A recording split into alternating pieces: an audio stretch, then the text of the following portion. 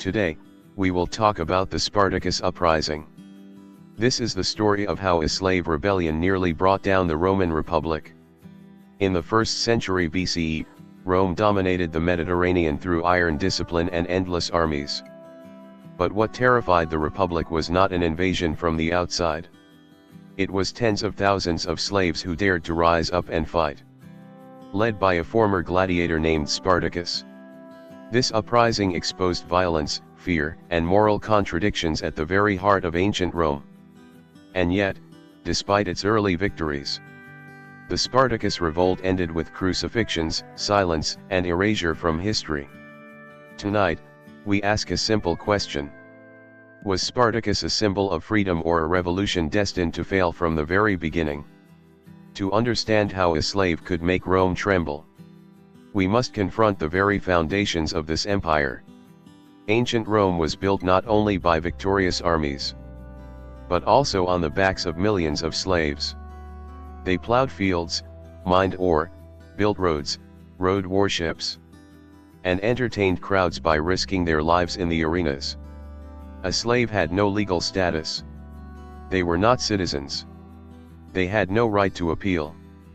And in many cases, their deaths were not considered crimes.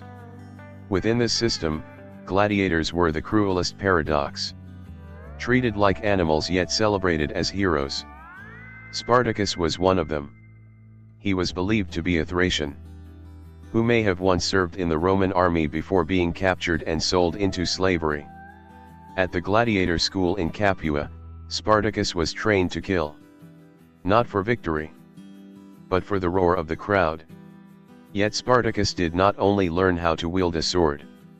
He observed. He memorized tactics. And most importantly, he refused to accept the fate of a slave. In 73 BCE, the unthinkable happened. Around 70 gladiators. With no army.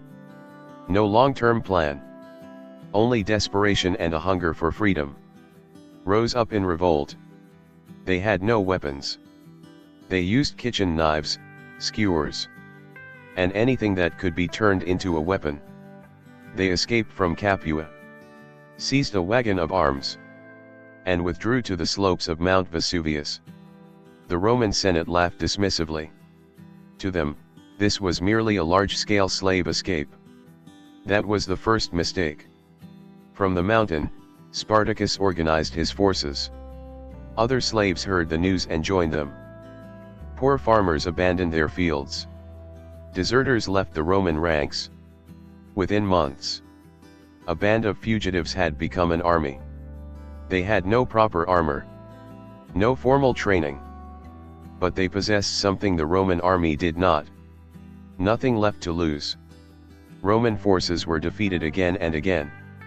Armies that had conquered the world now fell to people who had once worn chains.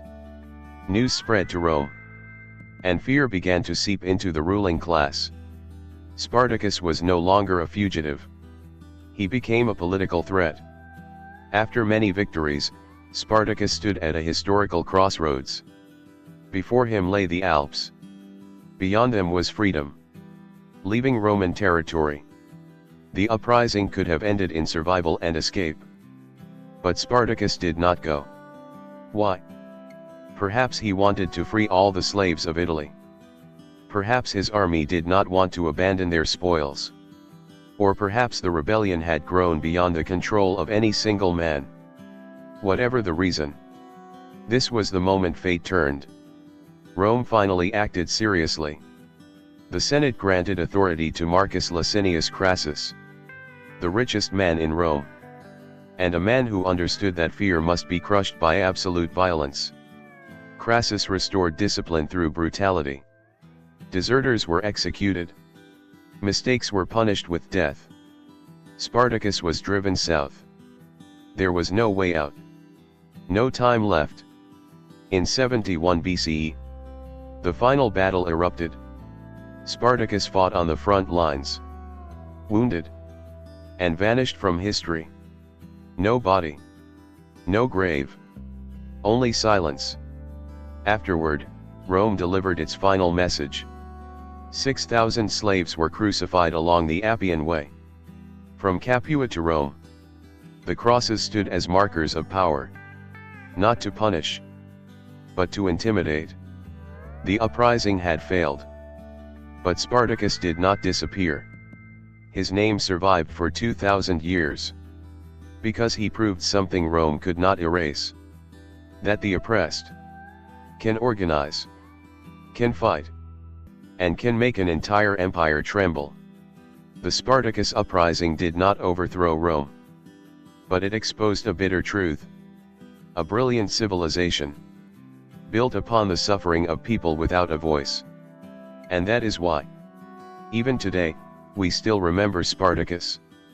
Not because he won, but because he dared to rise.